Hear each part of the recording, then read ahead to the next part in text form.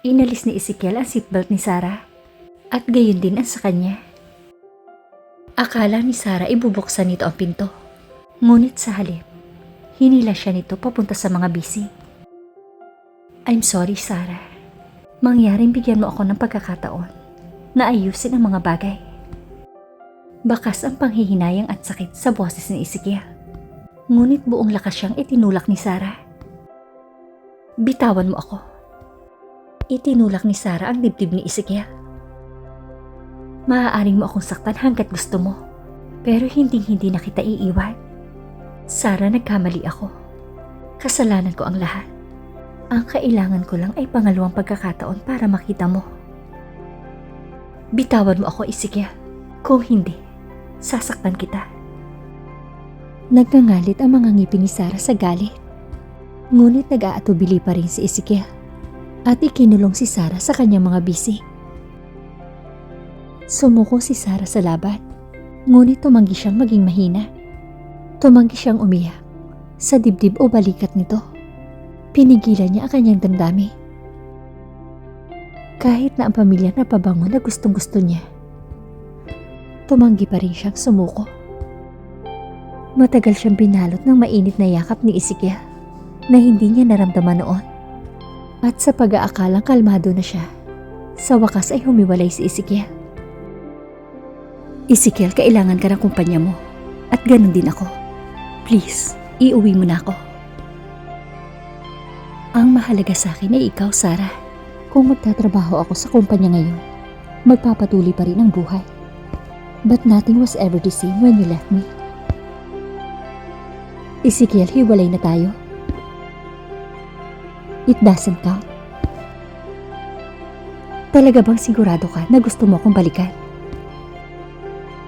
Oo, Sarah. Higit sa anumang bagay sa mundo.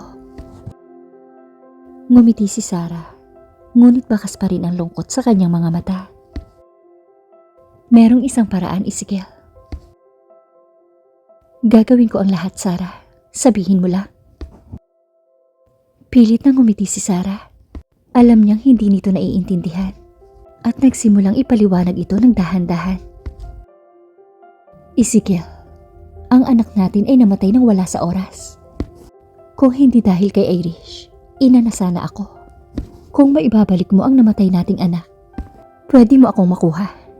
Ngayon, buksan mo ang pinto kung hindi mo ako ihatid pa uwi. Mariing tinapakan ni Ezekiel ang accelerator.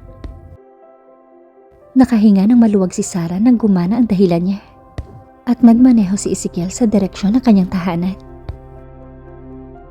Huminto ang kanilang sasakyan sa bahay ng mga magulang ni Sarah.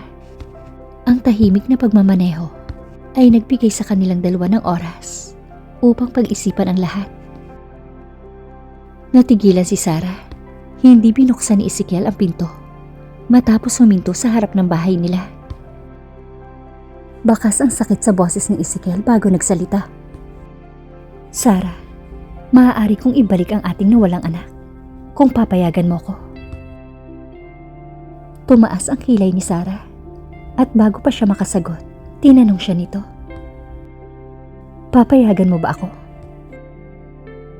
Sa ilang sandali, natakot si Sarah sa balak nitong gawin. Sabihin mo sa akin kung paano. 2 tao ang kailangan para makabuo ng isang sanggol.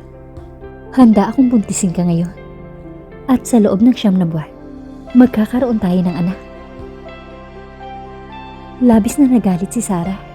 Ang kahilingan niya ay para takutin ito at sumuko. Sa tingin mo magiging tanga ako para ibigay ulit ang sarili ko sa'yo? Ezekiel, hindi ako ganun ka-cheap. Pilit niyang binuksan ang pinto ng sasakyan, ngunit marahan siyang hinawakan ni Ezekiel sa kamay. Sarah, I never saw you as cheap. Not even when it happened the first time. Naiintindihan ko na natatakot kang masaktan ulit. Pero Sarah, ako ay isang tao na minsan ang natuto sa mga pagkakamali ko. Pareho pala tayo, Ezekiel. At yun ang dahilan kung bakit hindi na ako gagawa ng parehong pagkakamali. Sarah, magiging masaya ka ba kung mamamatay ako? Kung iniisip mong magpakamatay, then, sino ang duwag sa ating dalawa? Napangiti si Ezekiel, ngunit nanatiling malungkot ang kanyang ekspresyon. At least ayaw nitong mamatay siya. Ginawa mo ang kamatayan mo upang lumayo sa akin. But I could die for real, to make you feel better. Sarah, hindi ko na maibabalik ang namatay nating anak, at kinalulungkot ko yun. Ngunit maaari tayong magkaroon ng higit pang mga anak kung pahihintulutan mo. Pakiramdam ni Sarah ay natalo siya dahil kahit nangyari ang lahat, hindi pa rin niya ito kayang kamuhian. Hindi ko na ito kaya. I'm very sorry, Ezekiel. Pinunasan ni Ezekiel ang luha sa gilid ng kanyang mga mata. Ito ay isang mahirap na paraan na handa niyang tahakin. Hindi dito nagtatapos, Sarah. Hindi ako titigil hanggat hindi ko nakikitang muli ang ngiti sa mukha mo. Anong ngiti ang sinasabi mo? Yung ngiti na binibigay mo sa akin sa taas ng hagdan sa tuwing umuwi ako. It was priceless. And that is my mission. Mahal kita, Sarah. Huli ko na sigurong na-realize. Pero ipaglalaban ko ang pagmamahal ko sa'yo. Ito ang unang pagkakataon na buong pusong ipinagtapat ni Ezekiel ang kanyang pag-ibig.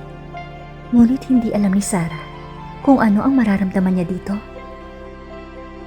Sa wakas ay binuksan ni Ezekiel ang pinto ng kotse at tumakbo palabas ng sasakyan si Sarah na parang may humahabol sa kanya. At habang tumatakbo sa isipan niya ang mga salita ni Ezekiel, may nabangga siya. Sarah, akala ko natutulog ka na. Anong ginagawa mo dito? Galing ka ba sa labas? Tanong ng kanyang ina na may pag-aalala. Napansin ng ina ni Sarah ang namumulang mga mata ng kanyang anak. Kaya inakay niya ito papunta sa sofa. Hindi nagpakita ng anumang senyales ng kahinaan si Sarah mula nang ito ay bumalik. Wala ito, ma. Ayos lang ako. Matulog na kayo. Tatayo na sana si Sarah, ngunit pinigilan siya ng kanyang ina sa pamamagitan ng pagdantay ng kamay nito sa kanyang hita. Pinilit siyang manatili sa kanyang kinauupuan. Kilala kita, Sarah. Anong problema? Si Ezekiel ba yan? Sana hindi ka na ulit aalis. Matapos ang halos 3 taong pagkakalayo, hindi niya kayang mawalay muli sa kanyang anak. Ang buhay ko ay nasa Los Angeles. Sabi ni Sarah na hindi ikinatuwa ng kanyang ina.